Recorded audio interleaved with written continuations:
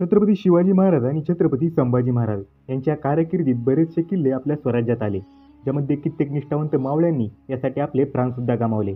पण छत्रपती शिवाजी महाराजांच्या सेवेशी तत्पर राहत त्यांनी मरणसुद्धा हसत हसत स्वीकारलं. या सर्व गोष्टी असल्या तरी समुद्रात उभा असणारा जंजिरा छत्रपती शंभूराजांना आपल्या स्वराज्यात हवा होता. जंजिऱ्यावर भगवा उभारण्याचे स्वप्न आपल्या छत्रपती शंभूराजांचे होते आणि याच स्वप्नाला सत्यात उतरवण्यासाठी कोंडाजीबाबा फर्जंद यांनी छत्रपती शंभूराजांची आज्ञा घेतली आणि जंजिरा मोहीम आपल्या हातात घेतली. ही योजना अशी होती की कोंडाजीबाबा फर्जंद जंजिऱ्यावर जाऊन सिद्धीची चाकरी स्वीकारून आम्ही तुम्हाला सामील आहोत असे भासवून देतील आणि संधी मिळताच गडावरील दारू कोठारे पेटवून गडावर आक्रमण करण्याचे ठरवले होते.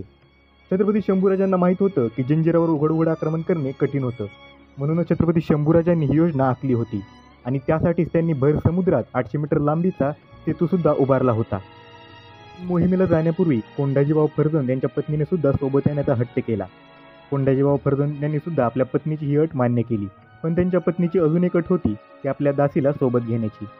कोंडाजीबाबा फर्जंद यांनी ही अट सुद्धा मान्य केली, पण ती दासी काही साहित्य सोबत आणायचे म्हणून घरी गेली, ती परत आलीच नाही. ती थेट पोहोचली जंजिऱ्यावर सिद्धीपाशी.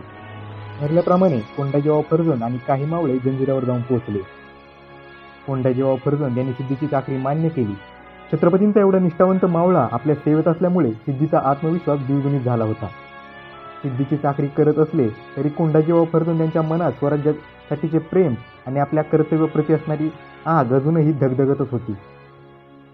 पण समोरून येणाऱ्या एका संकटापासून कोंडाजीबाबा अनभिज्ञ होते. ते म्हणजे त्यांच्या पत्नीच्या दासीने त्यांची सर्व योजना सिद्धीच्या कानावर जाऊन घातली आणि सिद्धीच्या रागाचा अंत झाला आणि त्याने कोंडाजीबाबा आणि त्यांच्यासोबत असणाऱ्या मावळ्यांना कैद करून त्यांना मृत्यूदंडाची शिक्षा दिली. इकडे आपले शंभूराजे दारुगोळ्यांची कोठारे उद्ध्वस्त होण्याची वाट पाहत होते. सिद्धीच्या कैदेतून कसाबसा एक सरदार समुद्रातून पोहोच छत्रपती शंभूराजांपर्यंत पोहोचला. तो खरे तर जीव वाचवण्यासाठी मुळीच पोहोचला नव्हता. तो खरे तर झालेल्या सर्व गोष्टींची सर्व हकीकत सांगण्यासाठी छत्रपती शंभूराजांपर्यंत पोहोचला होता. त्या आलेल्या सरदाराने झालेली सर्व हकीकत छत्रपती शंभूराजांना सांगितली. छत्रपती शंभूराजांच्या डोळ्यातून अश्रू ओघळले.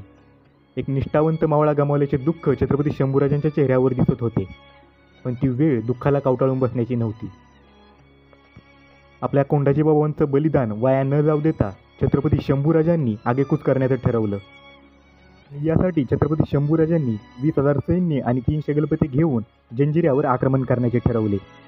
शंभूराजांनी आदेश देताच तोफेचे गोळे जंजिऱ्यावर आक्रमण करू लागले. मराठ्यांच्या तोफा आगोपत होत्या.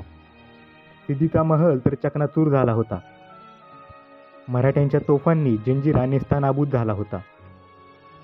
पण ऐनवेळी समुद्राला भरती आली आणि आपल्या मावळ्यांना माघार घ्यावी लागली. पण थांबतील छत्रपती शंभूराजे कसले. छत्रपती शंभूराजांनी समुद्रात सेतू उभारण्याचे ठरवले आणि त्यासाठी कामसुद्धा सुरू झाले. सेतूचं काम पूर्ण होताच पुन्हा एकदा मावळ्यांनी जंजिऱ्यावर कडाडून आक्रमण केले.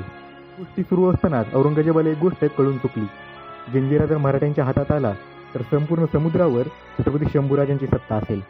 म्हणूनच त्याने आपला सरदार हसन अली खान याला 40,000 सैन्य सोबत देऊन कल्याण भिवंडी मार्गे रायगडावर आक्रमण करण्यास सांगितले आणि ऐनवेळी छत्रपती शंभूराजांना जंजिऱ्याची मोहीम सोडून आपल्या स्वराज्य रक्षणासाठी रायगडावर दाखल व्हावे लागले.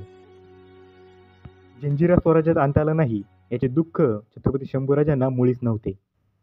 पण आपला एक निष्ठावंत बहादूर मावळा गमावल्याची सल छत्रपती शंभूराजांना टोचत होती. मित्रांनो, कोंडाजीबाबा फर्जंद यांनी केलेला पराक्रम आणि स्वराज्याच्या स्वाभिमानासाठी त्यांनी दिलेले आपले बलिदान हे खरंच कोणत्याही शब्दात व्यक्त न करण्यासारखेच आहे.